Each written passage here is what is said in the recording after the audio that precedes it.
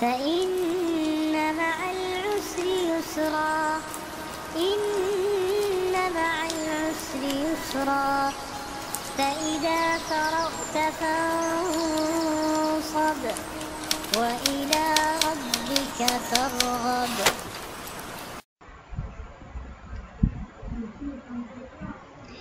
نحمده ونصلي على رسوله الكريم. أما بعد، أعوذ بالله من الشيطان الرجيم. بسم الله الرحمن الرحيم. رب اشرح لي صدري ويسر لي أمري واحلل عقدة من لساني يفقهوا قولي. رب زدني علما. ربنا لا تزغ قلوبنا بعد إذ هديتنا وهب لنا من لدنك رحمة إنك أنت الوهاب. اللهم آت نفسي تقواها وزكها أنت خير من زكاها أنت وليها ومولاها. يا مقلب القلوب ثبت قلبي على دينك. یا مصرف القلوب صرف قلبی علی دینک. 31 سے اتخذوا انہوں نے بنا لیا احبارہم اپنے علماء کو ورہبانہم اور اپنے راہبوں کو. اربابن رب، اربابن جمع ہے، اس کی واحد کیا ہوگی؟ کسی کو پتہ ہے اربابن کی واحد کیا ہے؟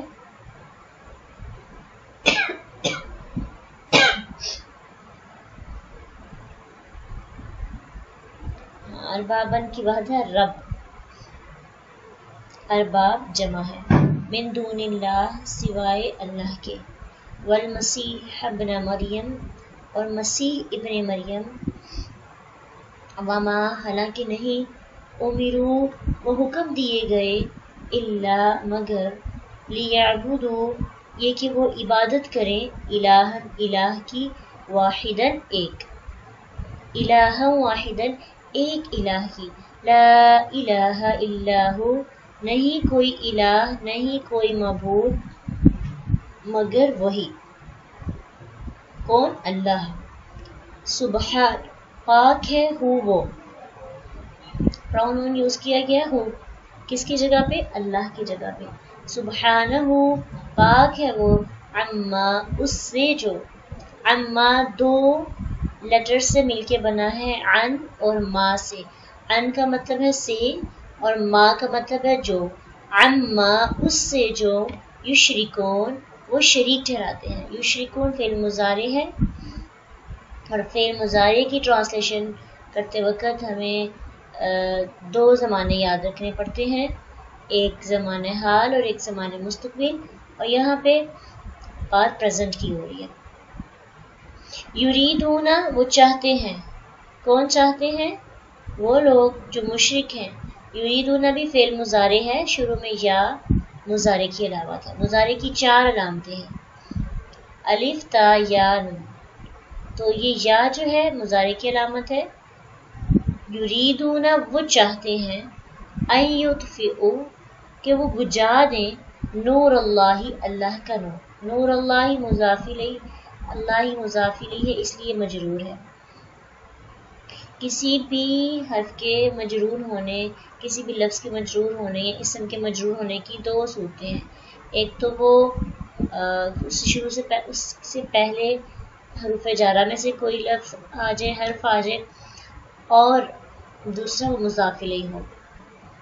نور اللہ اللہ کا نور، بافواہہم اپنے منہوں سے، ویأبی اور وہ انکار کرتا ہے اللہ اللہ اور انکار کرتا ہے اللہ، الا مگر ان یتم کہ وہ پورا کرے نورہ اپنے نور کو، ولو اور اگرچہ کاریہ ناپسند کرے الکافرون کافر.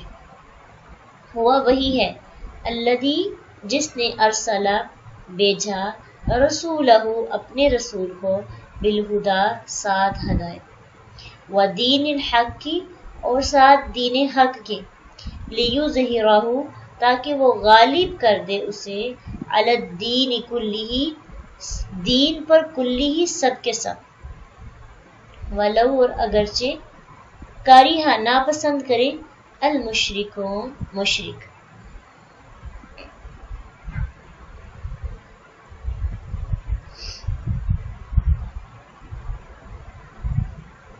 تفسیر دیکھیے، اتخذوا احبارهم ورهبانهم اربابا من دون اللہ والمسیح ابن مریم،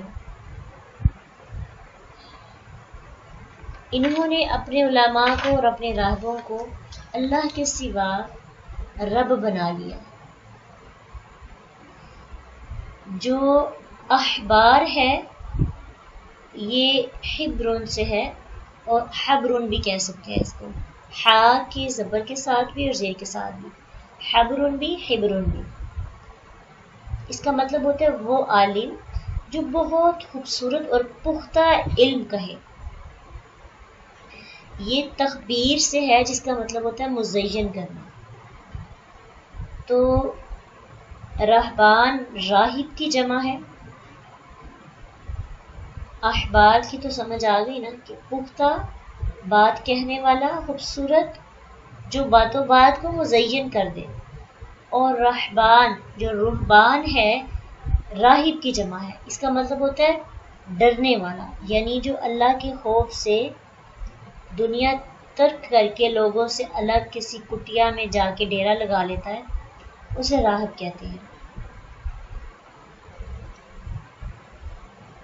اور بات تیسری مسیح ابن مریم کی، تو مسیح ابن مریم کو اللہ بنانے کا ذکر ہم نے پچھلی آیت میں بھی پڑھا تھا کہ وہ مسیح ابن مریم کو بھی اللہ اور رب کہتے تھے۔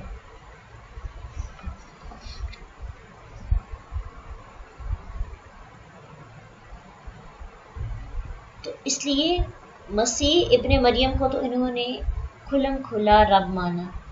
وہ کس طرح سے کہ جب انہوں نے عیسیٰ علیہ السلام کو اللہ کا بیٹا کہا تو مریم علیہ السلام کو اللہ کی بیوی بنایا، تو یہ اس کے ساتھ شرک کیا۔ اس کے علاوہ بھی، ان دونوں کے علاوہ بھی، وہ کچھ اپنے درویشوں کو، اپنے عالموں کو انہوں نے رب بنا رکھا تھا۔ ان کو رب بنانے کے دو طریقے تھے۔ پہلا طریقہ یہ تھا کہ وہ واقعی ان کو اصل والا رب سمجھتے تھے، کچھ لوگوں کو، کہ واقعی کائنات میں ان کا حکم چلتا ہے، واقعی کائنات میں ان کا تصرف ہے، ان کا اختیار ہے۔ جس طرح کہ آج کل بعض مسلمان اپنے پیروں کے بارے میں، فقیروں کو سجدہ کرتے ہیں، ان سے اولاد، حاجتیں مانگتے ہیں، مرادیں مانگتے ہیں، اور اپنی مشکل کشائی کے لیے ان کو پکارتے ہیں۔ اب ریسنٹلی منتھ چل رہا ہے، اس منتھ کے اندر آپ کو بہت سے ایسے لوگوں سے ملنے کا موقع ملے گا جو اللہ کے رسول کے صحابہ میں سے کچھ کو مشکل کشا سمجھتے ہیں، ان کو اللہ جیسا رتبہ مقام دے دیتے ہیں۔ تو یہ سب کون کرتے تھے؟ عیسائی بھی کرتے تھے، یہودی بھی کرتے تھے، اور یہ ان کا سراسر باطل عقیدہ ہے۔ اور اگر مسلمان ایسا کریں گے تو وہ اللہ کے رسول کے فرمان کی پاسداری نہیں کر رہے، نافرمانی کر رہے، اور اللہ کے نبی نے جو کہا کہ پہلوں کے قدم نقش قدم پہ نہ چلنا، یہ پہلوں کے نقش قدم پہ چلتے ہیں۔ اب دوسرا طریقہ، بعض اہل کتاب نے ایک اور طریقہ اختیار کیا ہوا تھا رب بنانے کا، اور یہ سب سے خطرناک طریقہ ہے۔ تقریباً ہمارے معاشرے کے I think 80% لوگ اس میں انوالو، شاید کہ ہمارا شمار بھی اس میں ہو سکتا ہے ہم ظاہری یعنی پورا رب نہ کسی کو بنایا ہو، کسی کو سجدہ نہ کر رہے ہو، کسی کو حاجت روا نہ سمجھ رہے ہو، کسی کو مشکل کشا نہ سمجھ رہے ہو، لیکن جو دوسرا طریقہ ہے شرک کرنے کا، دوسرا طریقہ رب بنانے کا، یہ شاید ہم سب اس میں انوالو ہیں۔ وہ طریقہ کیا ہے؟ اس سے پہلے ہم ایک حدیث دیکھتے ہیں، پھر اس کی مدد سے اس کو سمجھنے کی کوشش کرتے ہیں۔ عدی بن حاتم جو کہ مسلمان ہو گئے تھے، تو فرماتے ہیں کہ اللہ کے نبی صلی اللہ علیہ وسلم کے پاس میں آیا، میری گردن میں سونے کی سلیب لی تھی۔ سلیب تو آپ سمجھتے ہیں نا، عیسائیوں کا ایک خاص نشان ہوتا ہے۔ کہتے ہیں میری گردن میں سونے کی سلیب تھی، تو آپ صلی اللہ علیہ وسلم نے فرمایا یہ بت اپنے آپ سے اتار کے پھینک دو. تو اور پھر میں نے آپ صلی اللہ علیہ وسلم سے سنا کہ آپ سورۃ توبہ کی یہ آیت پڑھ رہے ہیں، اتخذوا احبارهم ورهبانهم اربابا من دون اللہ. آپ صلی اللہ علیہ وسلم نے فرمایا وہ لوگ ان کی عبادت نہیں کیا کرتے تھے، یعنی وہ لوگ اپنے احبار اور رہبان کی عبادت نہیں کیا کرتے تھے. پہلا طریقہ نہیں ان کے اندر تھا، لیکن جب وہ ان کے لیے کوئی چیز حلال کر دیتے تو اس کو حلال سمجھتے، اور جب ان کے لیے کوئی چیز حرام کر دیتے تو اس کو کیا سمجھتے؟ حرام سمجھتے. تو بات کیا سمجھ میں آئی کہ اگر کوئی عالم، کوئی راہب، کوئی بھی انسان ہمارے لیے کسی چیز کو حلال کرتا ہے حالانکہ اللہ نے اس کو حلال نہیں کہا، تو لوگوں کے حلال کو حلال سمجھتا ہے، لوگوں کے حرام کو حرام سمجھتا ہے. گویا کہ وہ اس انسان کو، وہ اس معاشرے کو، وہ اس عالم کو اپنا رب مانتا ہے. ٹھیک ہے؟ تو صرف کسی کی پوجا کر لینے سے شرک نہیں ہوتا. کسی کے مطابق زندگی گزارنا جو قرآن اور حدیث میں نہیں ہے، اس کا مطلب بھی ہوتا ہے کہ ہم سامنے والے کو رب مانتے ہیں. کیونکہ حکم ہم پہ کس کا چلنا چاہیے؟ صرف اللہ کا. ہمیں کس سے ڈرنا چاہیے؟ صرف اللہ سے. تو جب ہم اللہ اور اس کے رسول کے احکامات کو پس پشت ڈال کر انسانوں کی بات کو فرسٹ پریورٹی دیتے ہیں، انسانوں کی بات کو سب سے اہم سمجھتے ہیں، یہ نہیں سوچتے کہ میرے رب کا کوئی حکم اس سے تو نہیں ٹکرا رہا، تو گویا کہ ہم اللہ کے سوا اپنی زندگی میں مختلف رب بنائیں گے. ایک لمحے کے لیے ہمیں سوچنا چاہیے کہ ہم بھی تو اس چیز میں انوالو ہیں نا، دینی لحاظ سے، دنیاوی لحاظ سے. تو یہ ہے دوسرا شرک.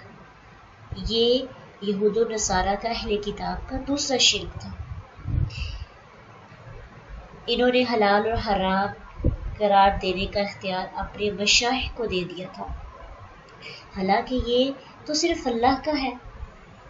ان پر لازم تھا کہ وہ اپنے نبی کے فرامین کے مطابق زندگی گزارتے، لیکن انہوں نے اپنے امام، اپنے عالم جن سے وہ محبت کرتے تھے، ان کی بات ماننا شروع کر دی. اور آج کی بات ہو تو ہم بھی قرآن و حدیث کو پس پشت ڈال کر اپنے اماموں کے حلال کردہ کو حلال اور اپنے اماموں کے حرام کردہ کو حرام سمجھتے ہیں. ہمارے معاشرے کے اندر بہت سی ایسی چیزیں پائی جاتی ہیں جو اللہ نے صاف قرآن اور حدیث کی روشنی میں ان کو حرام قرار دیا ہے، لیکن اپنے نفس کی خواہشات پر، لوگوں کی خوشی کے لیے، عالموں کے کہنے پر، پیر و فقیروں کے کہنے پر، اپنے دوست احباب کے کہنے پر، اپنے گھر والوں کے کہنے پر، ہم جانتے بھی ہیں یہ چیز ہم پہ حرام ہے، لیکن یہ سوچتے ہوئے کہ سبھی کر رہے ہیں، ہم ان چیزوں کو اپنے اوپر حلال کر دیتے ہیں. ہر نشاور چیز حرام ہے، اس کے باوجود لوگوں نے کھجور اور انگور کے سوا کسی بھی چیز سے بنی ہوئی نشاور چیز کو حلال کر دیا.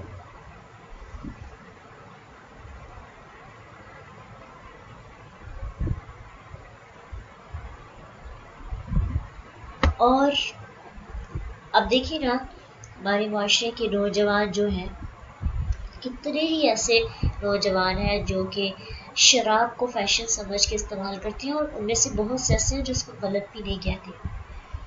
پھر اسی طرح زنا کو حلالہ کا نام دے دیا گیا ہے.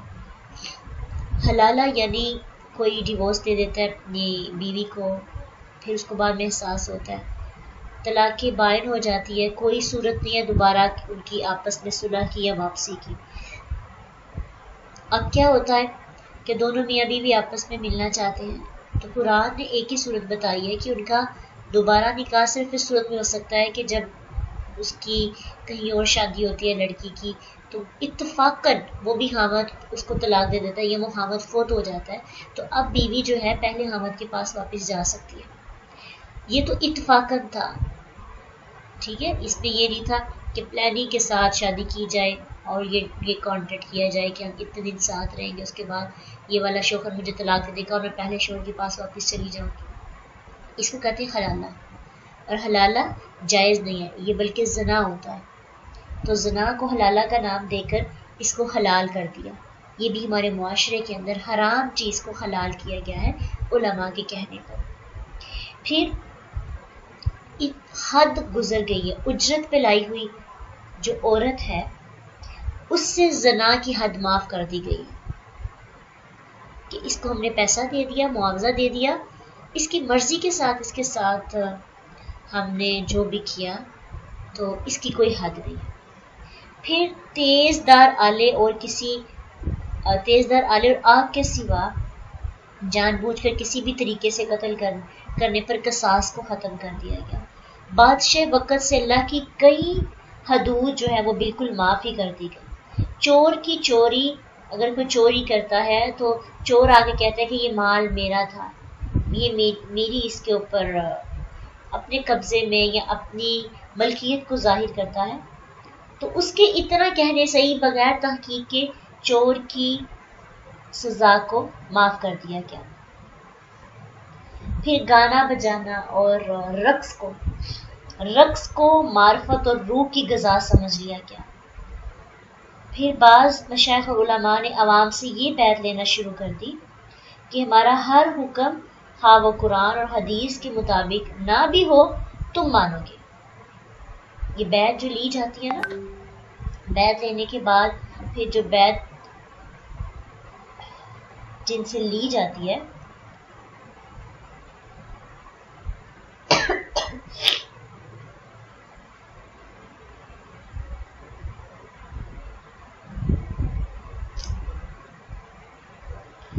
تو ساتھ ان کو یہ کہا جاتا ہے کہ ہمارا ہر حکم تمہیں ماننا پڑے گا۔ اب آپ خود بتائیے، سوچیے ایک لمحے کے لیے، یہ تو چند مثالیں ہیں، یہ ایسی مثالیں ہیں جو مین ہیں۔ اگر یہ ڈیپتھ جائیں نا تو بہت سی ایسی چیزیں ہیں ہمارے معاشرے کے اندر جو اللہ نے حرام قرار دی ہیں، لیکن ہم نے خود اس کو اپنے اوپر حلال کر۔ کوئی ایک مثال بتائیے، سوچیے تھوڑی دیر کے لیے، ساتھ ساتھ تدبر بھی تو کرنا ہے نا۔ تو سوچیے کہ ہمارے معاشرے کے اندر اور ایسی مثالیں اور ایسی چیزیں کون کون سی ہیں جن کو صاف ستھرا منع کیا گیا ہے قرآن اور حدیث کی روشنی میں، لیکن ہم ان کو کر رہے ہیں حلال سمجھ کر۔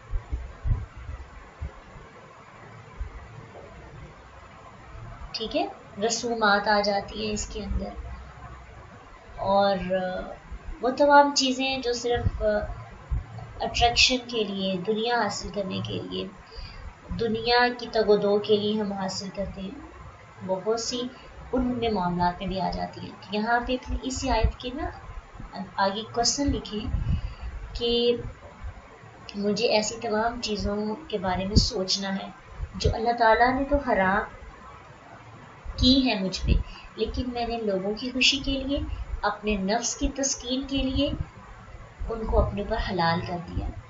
اور ایک ہوتا ہے گناہ کر کے شرمندہ ہونا، نادم ہونا، اور گناہ کو گناہ سمجھنا۔ گناہ کو گناہ سمجھنے کا یہ فائدہ ہوتا ہے کہ انسان کم از کم توبہ تو کرتا ہے، جب کبھی تنہا بیٹھتا ہے یا قرآن میں پڑھتا ہے یا پھر معافی کے لیے ہاتھ اٹھاتا ہے، اس کے پاس گناہ ہوتے ہیں، اس کے سامنے اس کے گناہ نظر اس کو آ رہے ہوتے ہیں، اور وہ اللہ سے گڑ گڑا کے مانگ لیتا ہے، عاجزی اختیار کر لیتا ہے۔ لیکن جب ہم گناہ کو گناہ نہیں سمجھتے بلکہ اس کو اپنے لیے حلال سمجھ لیتے ہیں، تو پھر کیا نقصان ہوتا ہے کہ ہم اس پر معافی بھی نہیں مانگتے۔ قیامت کے دن ایسے کتنے گناہ ہوں گے جن پہ ہم نے معافی نہیں مانگی ہوگی، لیکن ہمارے نامہ اعمال میں لکھے ہوں گے، تو ہم دیکھ کے خود حیران رہ جائیں گے کہ ان کو تو ہم نے غلط سمجھا ہی نہیں تھا، تو یہ کیسے غلط نکلا۔ اس لیے یہاں پہ ایک سوال ہمارے ذہن میں آنا چاہیے، ہم نے قریت کر اپنی زندگی کے اندر سے ایسے تمام اعمال نکالنے یا دیکھنے ہیں جن کو اللہ نے حرام قرار دیا ہے، لیکن ہم خود اس کو اپنے اوپر حلال کر رہے ہیں۔ پوری کوشش کرنی ہے ان کو اپنے سے دور کرنے کی پوری کوشش کرنی ہے کہ وہ ہم سے ختم ہو جائے، ہمارا ان کے ساتھ تعلق نہ رہے، ان کو جڑ سے نکالا جائے. کیونکہ جب ہم حلال کو حلال اور حرام کو حرام سمجھیں گے جو قرآن اور حدیث کی روشنی میں ہے، تبھی ہم دور ہو سکیں گے حرام کاموں سے. تو انشاءاللہ آج کی عملی اسائنمنٹ بھی اور آج کی غور و فکر اور تدبر کرنے والا ورک بھی ہمارا یہی ہے کہ ہم نے اپنی ذات میں کم از کم ایسی تمام چیزوں کو دیکھنا ہے جن کو ہم نے چھوڑنا ہے، جن سے ہم نے دور ہونا ہے. غلط باتوں پہ ڈٹنا نہیں ہے، غلط باتوں کو غلط کہنا ہے، حرام کو حرام کہنا ہے. یہ نہیں کہ ہم دوسروں کے لیے وہ چیز حرام سمجھے اور اپنے لیے اس کو حلال کر لیں. جو گناہ ہے اس کو گناہ کہنا ہے، اگرچہ آپ خود بھی انوالو ہیں اس میں، لیکن اس کو گناہ تو کہیں. اس لیے مسلمانوں کے اندر بھی اتنے زیادہ ایسی گناہ آ چکے ہیں کہ جن کو قرآن و حدیث کی طرف واپس آنے کے بغیر کبھی بھی ان کو ختم نہیں کیا جا سکتا. تو یہود و نصارہ کا بھی اپنے احبار اور رہبان کو حلال اور حرام کا اختیار دینا انہیں رب بنانا تھا. اور آج ہم بھی اگر اپنے نفس کو یہ اختیار دیں گے، اپنے بڑوں کو یہ اختیار دیں گے، اپنے علماء کو یہ اختیار دیں گے، اپنے پیر فقیر، اپنے وہ تمام لوگ جن کی ہم بیعت کرتے ہیں ان کو یہ اختیار دیں گے کہ وہ یہ سلیکٹ کریں کہ ہم نے کن چیزوں پہ عمل کرنا ہے اور کن چیزوں پہ عمل نہیں کرنا. خود قرآن حدیث کو پڑھیں گے نہیں، خود نہیں سرچ کریں گے، خود نہیں دیکھیں گے حق کیا ہے باطل کیا ہے، تو پھر کیا ہوگا؟ ہم بھی گویا کہ ان تمام لوگوں کو اپنا رب بنا رہے ہیں. اور بات آتی ہے سب سے پہلے اپنے نفس کی. ہمیں پتہ ہے، ہم قرآن حدیث پڑھ رہے ہیں، ہمیں پتہ ہے کیا صحیح چیز ہے کیا غلط ہے. اس کے بعد بھی اگر ہم اپنے نفس کی تسکین کے لیے کوئی غلط کام کرتے ہیں تو گویا کہ ہم اپنے نفس کو اپنا رب بنا رہے ہیں. تو سب سے بڑا رب تو ہم نے آج کے دور میں اپنے نفس کو بنایا ہوا. تو اللہ سبحانہ تعالیٰ سے اپنے نفس کے تقوی کے لیے بہت دعا کرنی چاہیے کہ اللہ ہمارے نفس کو پاک کر دے. اس کے بعد یہود و نصارہ کی ایک اور بری خصلت ہمارے سامنے آتی. جب انہوں نے دیکھا ان کے جو علماء ہیں ان کے عمل ہی نہیں ان کے اندر کوئی ہے، تو یہ ان سے متنفر ہو گئے. انہوں نے ان کی کرتوتوں کو دیکھ کر ان سے بغاوت شروع کر دی. پھر اس کے بعد انہوں نے جو نیکسٹ سٹیپ کیا، بدقسمتی سے وہ بھی ہمارے اندر پایا جاتا ہے. یہ ایک ایسا سٹیپ ہے جو انسان کو گناہ کرنے کی ہمت دیتا ہے. یہ ایک ایسا سٹیپ ہے جو انسان کو گناہ کرنے کی موٹیویشن دیتا ہے. انسان کے اندر گناہ کو گناہ کہنے کی صلاحیت کو ختم کر دیتا ہے. یہ پچھلے والے شرک سے زیادہ ہمارے اندر پایا جاتا ہے. کیا کیا انہوں نے؟ عوام کی اکثریت کو حلال اور حرام کا اختیار دے دیا. جمہوری نظام لے آئے. انہوں نے عوام کو اپنا رب بنا لیا.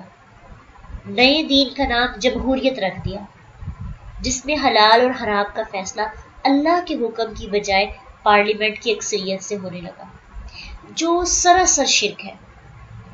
افسوس یہ ہے کہ مسلمان اس شرک میں ان کے قدم با قدم چل رہے ہیں اور اسلام سے اس بغاوت پر فخر بھی کرتے ہیں اور دن رات اس نظام کی تعریف بھی کرتے ہیں اور کہنے میں کوئی بھی شرم محسوس نہیں کرتے،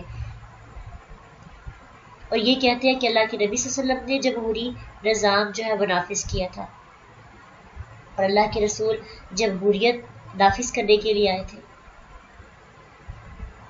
اگر قرآن حدیث کا کوئی حکم موجود ہے تو اس پر کوئی بھی جمہوری حکم لاگو نہیں کیا جا سکتا، لیکن ہمارے معاشرے کے اندر ایک بار اپنے گناہوں پر نظر ڈالیں نا تو ہم ان گناہوں پر کوئی شرمندگی محسوس نہیں کرتے جو سب کر رہے ہیں، اور ہمارے ساتھ رہنے والے لوگ ہمیں اس چیز سے مطمئن کرتے ہیں کہ سبھی کر رہے ہیں، آپ کر لو گے تو کوئی ایشو نہیں،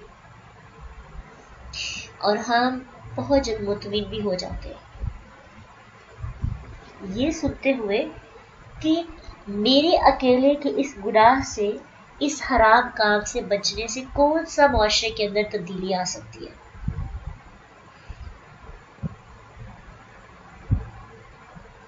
کیا ایسا ہی ہے نا ہمارے معاشرے کے اندر؟ آپ نے کبھی غور کیا، اس چیز کو محسوس کیا کہ ہم ان گناہوں کو بلا جھجک غیرت کے ساتھ کرتے ہیں، جس پہ ہمیں اسٹمپ مل جاتی ہے کہ سبھی کر رہے ہیں، جس میں ہمارے ساتھ رہنے والے لوگ ہمیں جب کسی طرح سے بھی ہم قائل نہیں ہوتے، ہم کہتے ہیں ہم نے نہیں یہ حرام کام کرنا، تو آخری ہتھ کنڈا یہی ہوتا ہے کہ آپ کے اندر زیادہ ایمان اور تقوی آ گیا ہے، ساری دنیا یہ کام کرتی ہے، آج کا معاشرے کا تقاضا یہ ہے کہ یہ کام آپ کو کرنا ہے، تو پھر آپ کے اکیلے اس کام کے رکنے سے معاشرے کے اندر کوئی نیا نظام نافذ نہیں ہو جائے گا، کوئی اسلام کی مضبوطی نہیں آ جائے گی۔ اور ہمارا ایمان چونکہ بڑا کمزور ہوتا ہے نا، ہماری اندر بھی ایمان کا لیول اتنا زیادہ نہیں ہوتا، یہ ہوتا ہے کہ ہم نے کچھ اپنے رولز اینڈ ریگولیشنز بنائے ہوتے ہیں، لیکن جیسے ہی ہمیں لگتا ہے کہ ہمارے سپورٹرز نہیں ہیں اور ہم تنہا ہیں اور ہمیں لگتا ہے کہ دنیا کے ساتھ بائیکاٹ کر جائیں گے یا جہاد کریں گے تو ہمارا بڑا نقصان ہو جائے گا، تو ہم چپ چاپ اللہ کے حکم کے آگے سرنڈر کر دیتے ہیں۔ ان کاموں سے دور رہنے کے لیے ہمیں بہت بڑا جگر چاہیے، اس کے لیے ظرف چاہیے مخالفت برداشت کرنے کا، اس کے لیے ہمیں لوگوں کی محبت سے ہمیں دور کر دیا جائے گا اور اس پہ صبر چاہیے۔ یہ انسان تبھی کر سکتا ہے جب انسان کے پاس اتنی طاقت ہو کہ وہ جہاد کر سکے، یہ بہت بڑا جہاد ہے۔ ہمیں بھی جہاد کا حکم دیا گیا نا، جہاد کے بعد دیکھیں گے آیات آ رہی ہیں، جنگ احد کے بعد، جنگ بدر کے بعد، غزوہ حنین کے بعد، تو غزوات کے بعد یہ حلال اور حرام کی بات ہو رہی ہے۔ تمہارے لیے موٹیویشن پیچھے ہے جہاد، کوشش، جدوجہد، ہمارا جہاد یہی ہے۔ ہمارا کردار اس صورت میں یہی ہو سکتا ہے، ہم سٹینڈ لیں، ہم سٹیپ لیں، کوشش تو کریں نا، ٹرائی تو کریں۔ جب ہم سرنڈر کر دیتے ہیں کہ اللہ مجھ سے نہیں ہوگا، ہم کہتے ہیں اللہ میرے بس کی بات نہیں ہے، میں سرنڈر کر رہی ہوں، میں اتنی کوشش کر رہی ہوں، اتنی ایفرٹس کر رہی ہوں کہ آزمائش پہ آزمائش آتی جا رہی ہے، کس کس سے لڑوں، کس کس کا منہ بند کروں، کس کس کے ساتھ مقابلہ کروں، میرے ساتھ تو کھڑا ہونے والا بھی کوئی نہیں ہے۔ ہم ہار جاتے ہیں یہ چیزیں سوچ کر، تو اس صورت میں ہمیں جتنی اللہ نے طاقت دی ہے نا، ہاتھ سے روکنے کی، زبان سے روکنے کی، اپنے حد تک پوری کوشش کرنی چاہیے۔ یہی ہے ہمارا سٹیپ، کم از کم کہنا تو چاہیے نا۔ ہمارے ہاں یہ ہوتا ہے کہ ہم کہہ ہی نہیں پاتے، ہمارے اندر ایک جھجک اور ایک شرمندگی سی ہوتی ہے، اور یہ سوچتے ہیں کہ پتہ نہیں لوگ تو ایسا کر نہیں رہے اور مجھے لوگ انوکھا نہ سمجھے، حالانکہ حکم تو دین کا ہوتا ہے، حکم تو اللہ کا ہوتا ہے۔ تو پہلی چیز ہم سٹیپ ہی نہیں لے پاتے، ہم بولتے ہی نہیں ہیں، ہم بات ہی نہیں کرتے، تو جب ہم بات ہی نہیں کریں گے تو پھر ہمارا جہاد کیسے ہوگا؟ کم از کم جہاد تو کرنا چاہیے نا۔ ہار اور جیت اللہ کے قبضے قدرت میں ہے، فتح اور شکست تو اس نے دینی ہے، اس کا اختیار ہمارے پاس نہیں ہے۔ ہمارے پاس اختیار ہے جد و جہد کا، ہمارے پاس اختیار ہے کوشش کا، ہمارے پاس اختیار ہے ایفرٹ کا، سٹیپ لینے کا۔ تو حلال اپنے لیے، حلال اور حرام اپنے بچوں کے لیے، اپنے اہل و عیال کے لیے ضرور سٹیپ لینے چاہیے۔ ابھی اگر ہم اس سٹیج پہ ہیں کہ ہم اپنی ذات کے لیے لیں تو ضرور لینے چاہیے، ٹھیک ہے۔ حرام پر راضی نہیں ہونا، ہمیں حلال کے لیے چاہے ہمیں جتنی مرضی باتیں سننی پڑے، ہمیں اپنی زندگی کی، اپنے اعمال کے لیے ضرور بات کرنی چاہیے۔ یہ ہے ہمارا کردار۔ اس کے بعد اگر آپ جیت جاتے ہیں اپنی بات منوانے میں، اللہ کا حکم نافذ کرنے میں اپنی زندگی کے لیے، تو یہ اللہ کی رحمت ہوگی۔ اور اگر آپ نہیں بھی جیتے، اگر آپ کی بات نہیں مانی جاتی، معاشرہ مضبوط ہوتا ہے اور آپ تنہا ہو جاتے ہیں، تو اس صورت میں کم از کم اللہ سے یہ تو کہہ سکیں گے اللہ میں نے کوشش تو کی تھی، میں نے کوشش کرنا نہیں چھوڑی تھی۔ تو ہم سے سوال کوشش کا ہوگا، ہمارے اخلاص کا ہوگا، کوشش پوری کرنی ہے، بعد میں جو بھی اللہ کو منظور ہوگا اللہ تعالیٰ آپ کے حق میں وہ بہتر کرے گا۔ تو انشاءاللہ آج ہم اس چیز کا عہد کریں اور معاہدہ اللہ تعالیٰ کے ساتھ کوشش کا وعدہ کرتے ہیں کہ اللہ ہماری زندگی کے اندر جو حرام کام ہے اور اس کو حلال سمجھ کے کیا جا رہا ہے، ہاں وہ شرک سے ریلیٹڈ ہے، ہاں وہ باقی احکامات سے ریلیٹڈ ہے، ہماری ذات سے ریلیٹڈ ہے، یا پھر وہ ہماری نفس کے ساتھ جا کے، اللہ ہم پوری ایفرٹ کریں گے، پوری کوشش کریں گے کہ اپنی زندگی کے اندر ان چیزوں کے لیے سٹیپ لے سکیں، دوسروں کے سامنے بھی اور اپنے نفس کے سامنے بھی۔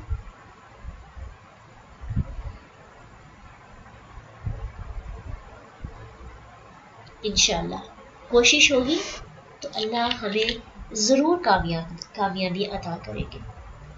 ہم نے اپنے بڑوں کو اپنا راہب، اپنا رب نہیں ماننا، ہمارا رب صرف ایک ہے، ہمارے پر حکم صرف اللہ کا چل سکتا ہے، ہماری ذات پر صرف ایک ہی ہستی کا حق ہے، وہ ہے ہمارا رب، ارباب نہیں۔ ہم نے ایک رب بنانا ہے، ہم نے ارباب نہیں بنانے۔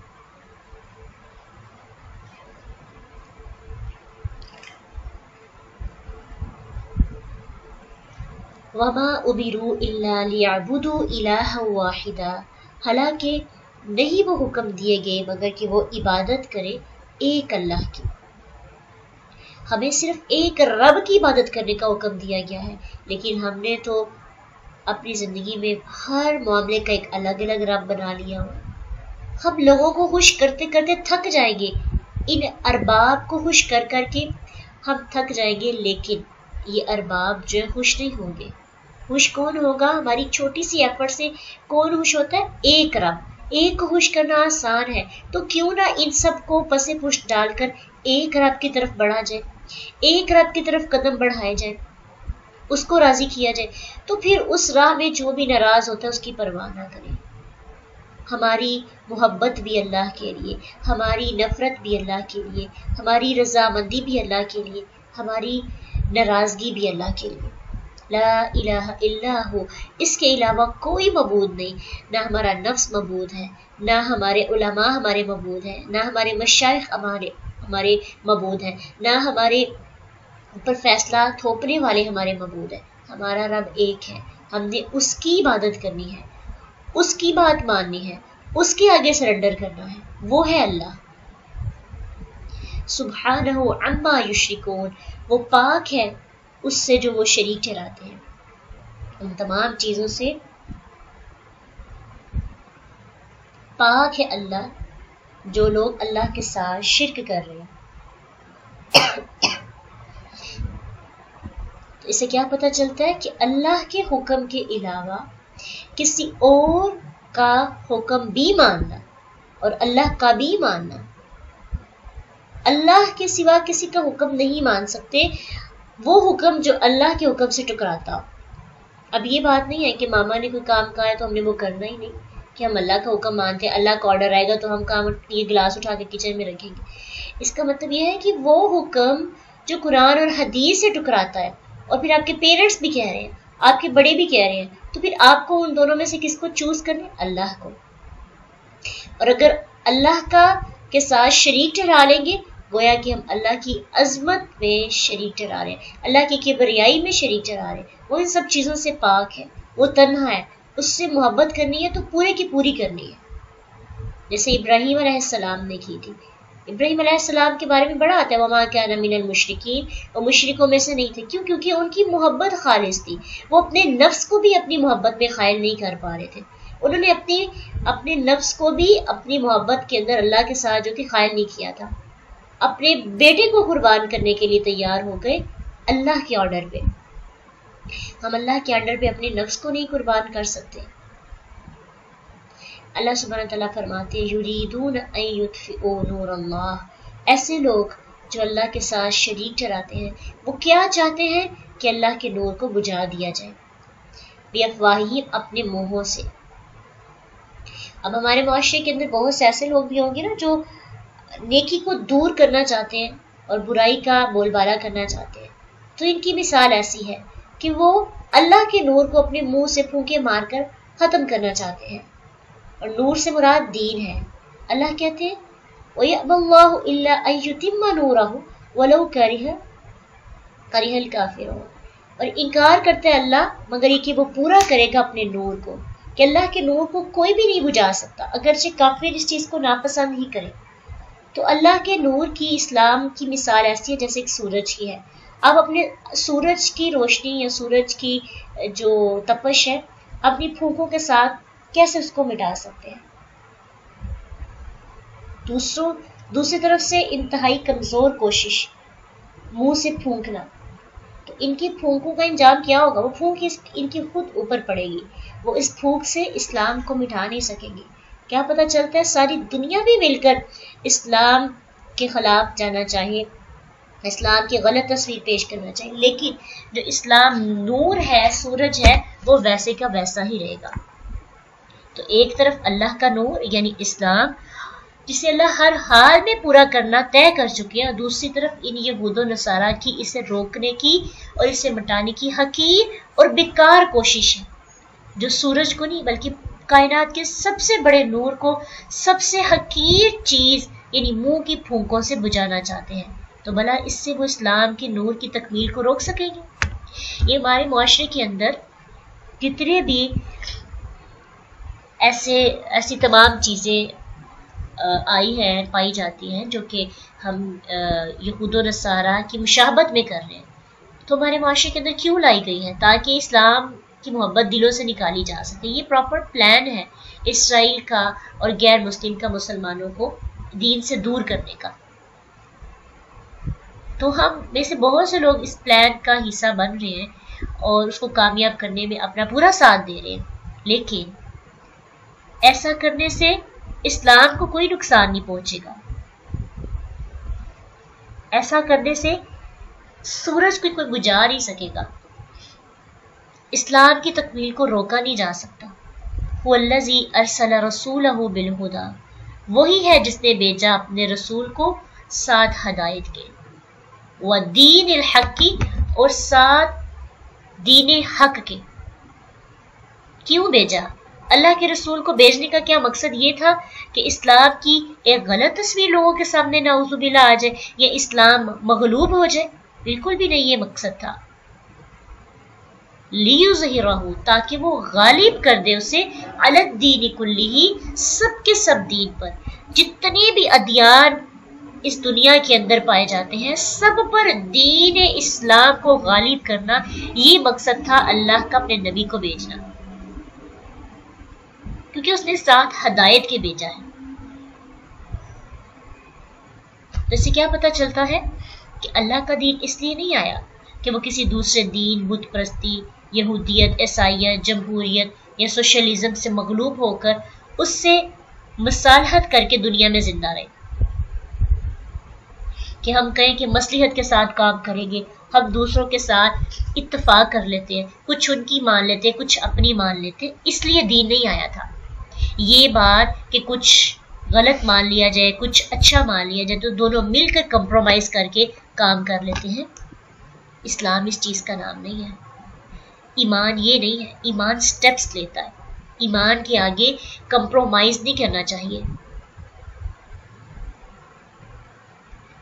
اور ہم اکثر کر لیتے ہیں نا، چلو کچھ باتیں تمہاری مانی گئی ہیں، کچھ یہ بری باتیں تم مانو، تمہاری اتنی حلال باتیں مانی گئی ہیں نا، ہم میری ایک حرام مان لو. تو دونوں کمپرومائز کر کے تو زندگی گزار لیتے ہیں. تو اگر اسلام کمپرومائز ہی کرنا تھا تو پھر اتنی تگ و دو ایفرٹ اور جنگیں کرنے کی کیا ضرورت تھی؟ اگر ہم نے کسی ایک پوائنٹ پہ آ کے کمپرومائز ہی کرنا تھا. زندگی کے بہت سے معاملات میں کمپرومائز کرنا چاہیے، لیکن دین کے معاملے میں کمپرومائز نہیں ہونا چاہیے. یہ آپ کا اور اللہ کا معاملہ ہے، یہ آپ کا اور سامنے والے بندے کا معاملہ نہیں ہوتا. جب ہم کمپرومائز کرتے ہیں گویا کہ ہم اللہ کی دوستی کو پس پشت ڈال کر سامنے والے کے ساتھ ہاتھ ملا رہے ہیں جو ہمیں حرام کا حکم دے رہا ہے.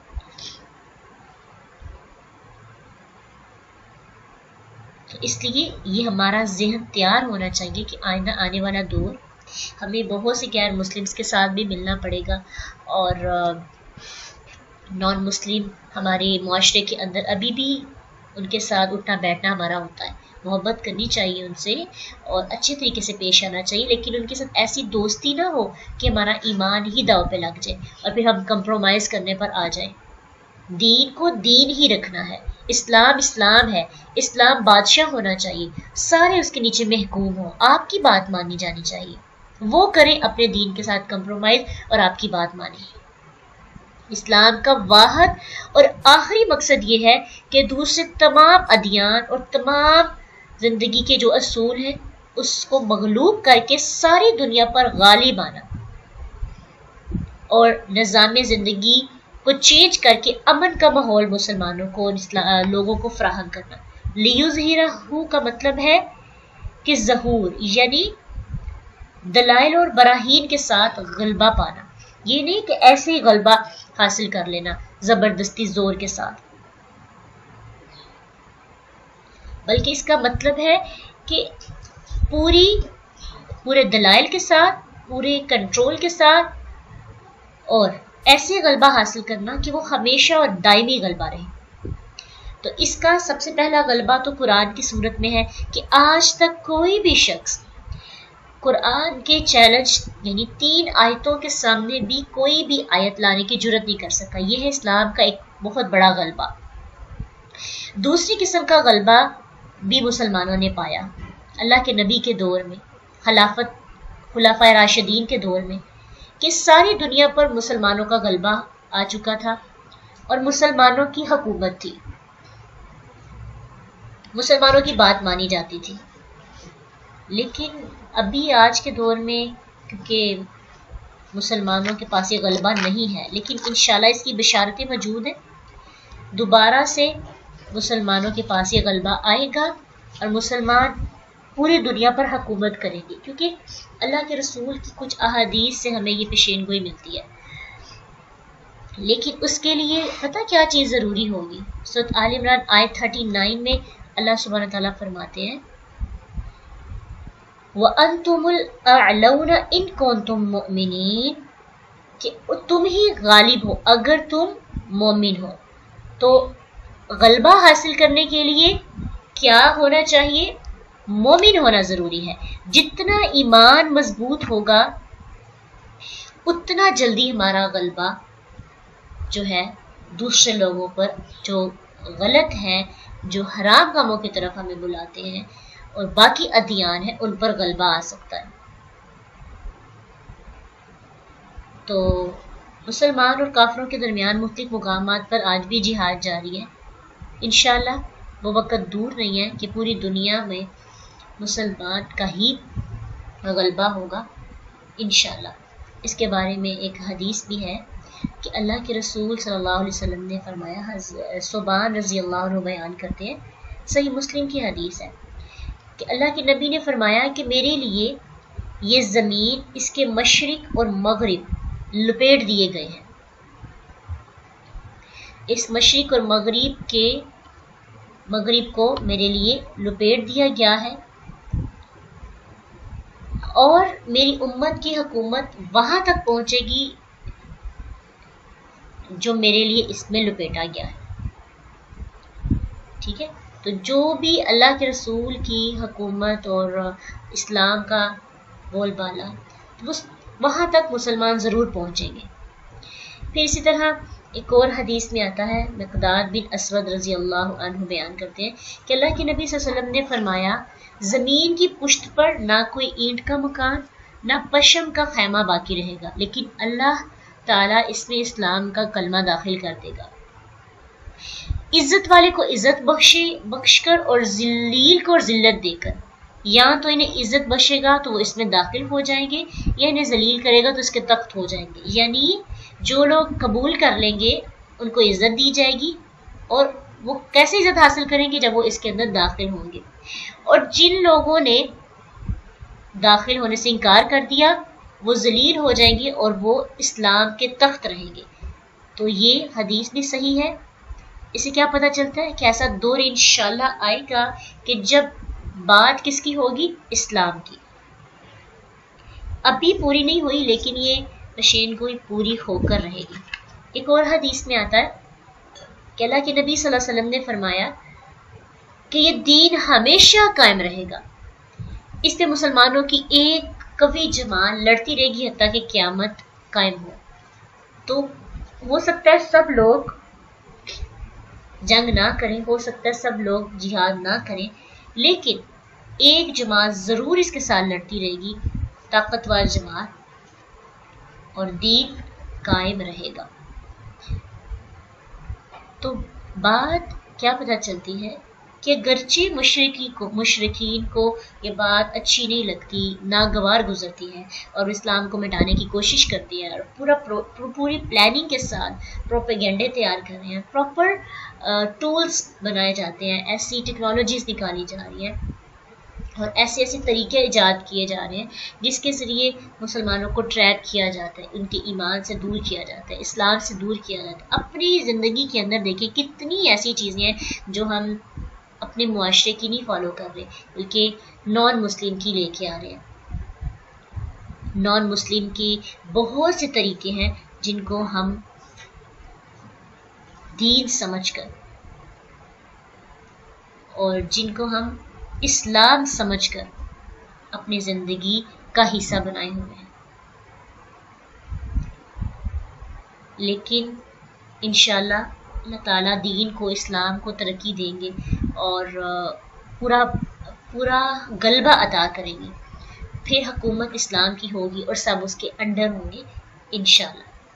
اور اس سے ہماری پرسنل لائف کے لیے ایک لرننگ پوائنٹ ہمیں ملتا ہے کہ اسلام یعنی ہمارا جو ایمان ہے وہ نور ہے۔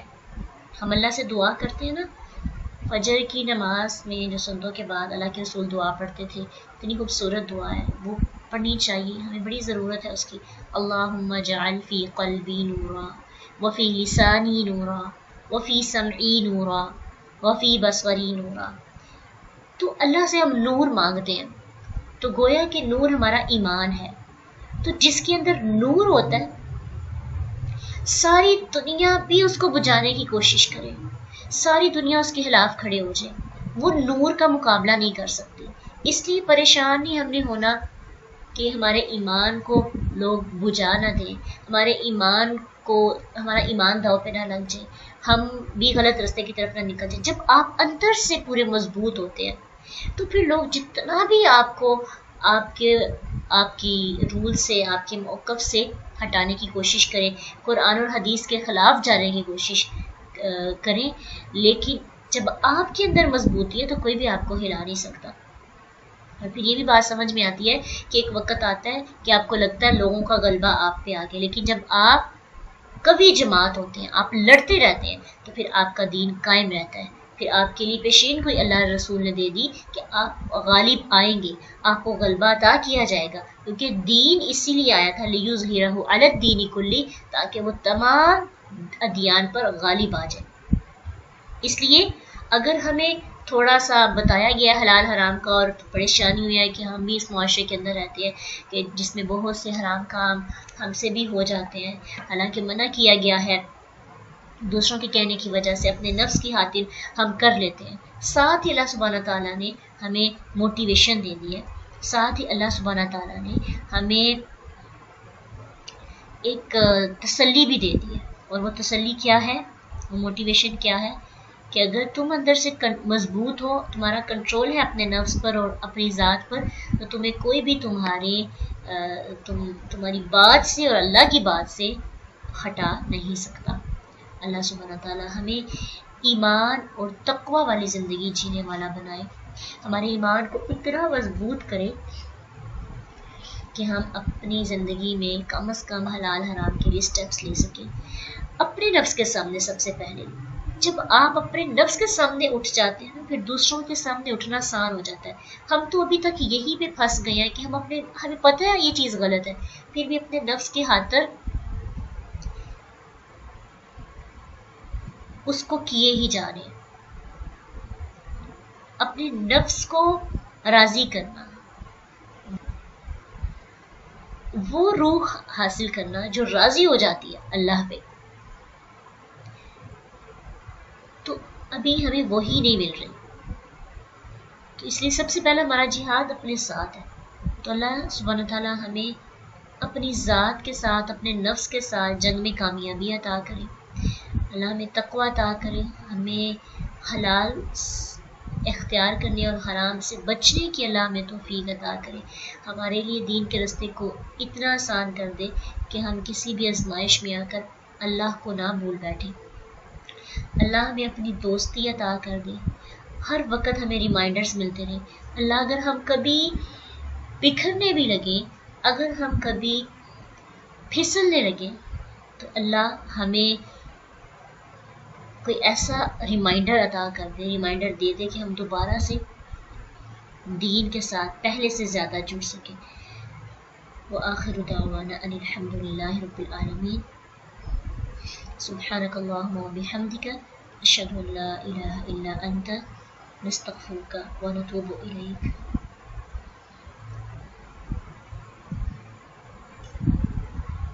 فإن مع العسر يسرا، إن مع العسر يسرا، فإذا فرغت فانصب وإلى ربك فارغب.